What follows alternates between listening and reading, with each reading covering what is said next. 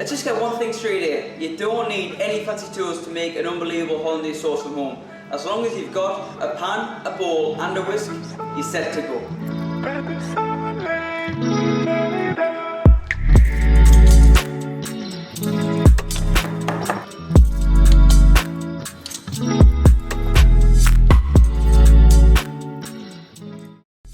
So first we're going to melt 160 grams of unsalted butter, place over medium-low heat. So while the butter is melting, you want to fill the pan with some water and make sure it's about 1 inch deep. You don't want it too deep, and you want to bring it to a gentle simmer just to create a bit of steam. Next you want to separate 2 egg yolks and place them in a medium-sized bowl. Make sure the bowl of your choosing fits nice and neatly in the pan that you got the water in, because if the bottom of the bowl touches the water that's in the pan, that's what's going to make the eggs scramble. And that's definitely not what you want. To the egg yolks, you want to add 2 teaspoons of tarragon vinegar. And for you guys who want to know how to make homemade tarragon vinegar, this is how you do it. Combine together 8 to 10 sprigs of fresh tarragon, 1 tablespoon of black peppercorns, and last but not least, 500 milliliters of white wine vinegar.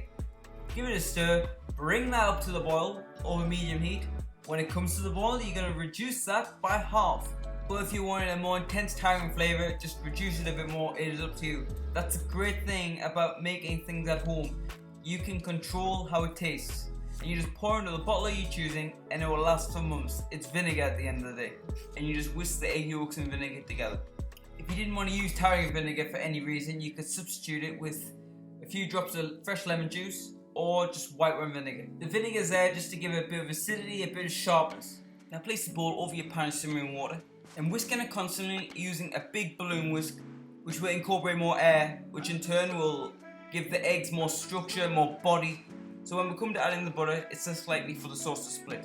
And it will also make for a much lighter, delicious hollandaise sauce. But once in a while, check the bottom of the bowl, check that it's not getting too hot, because the last thing you want is to find out that you got big pieces of scrambled egg on the bottom of the bowl, because that will be a disaster.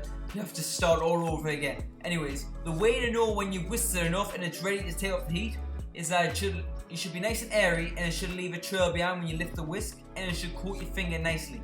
Once it's off the heat, you're going to slowly pour in your melted butter. Make sure the butter that you're pouring in isn't too hot. If it's too hot, it will scramble, and vice versa. If it's too cold, the hollandaise will be freezing and it'll be rubbish. Make sure it's nice and warm, right in between. Add it in little by little. If you add it too quickly, it will split. And also make sure you're whisking it constantly as well. Once it's all been added, season it with some salt and some black pepper. Then I like to finish it off with a squeeze of lemon juice, just a little bit, just to add a bit more acidity to the sauce. It really makes a difference by adding that little bit of lemon juice.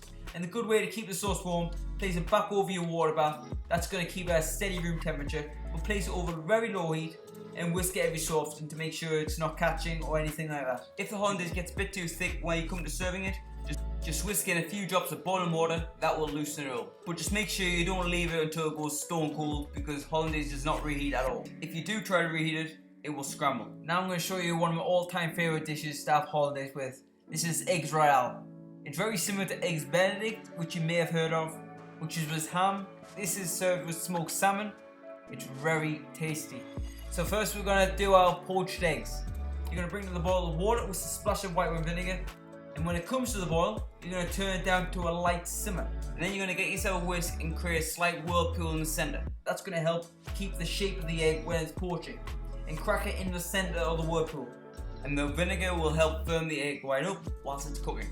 And you're going to leave it to cook for about 2 to 3 minutes. But when it starts to come to the surface, that's when you know it's ready. And the egg white should be nice and firm, like a pillow. When you press it in, it should spring back at you. Then allow it to drain on some kitchen roll to get rid of any excess liquid. Now ready to plate up. Slice your English muffin in half. Make sure you toast it nicely and place that in the center of the plate. Top with some smoked salmon, then your poached egg, then spoon over your beautiful hollandaise sauce. Try to do a one motion because it makes it look way better on the plate. Then I like to finish it off by finally chopping some Italian parsley and sprinkling it over the top. And that is it. That is how you make hollandaise, and that is how you make eggs royale. Alright guys, that is it. That's how you make hollandaise sauce from home without any special tools. If you enjoyed and you learned something, please like and subscribe, and I'll catch you guys next time. Take care.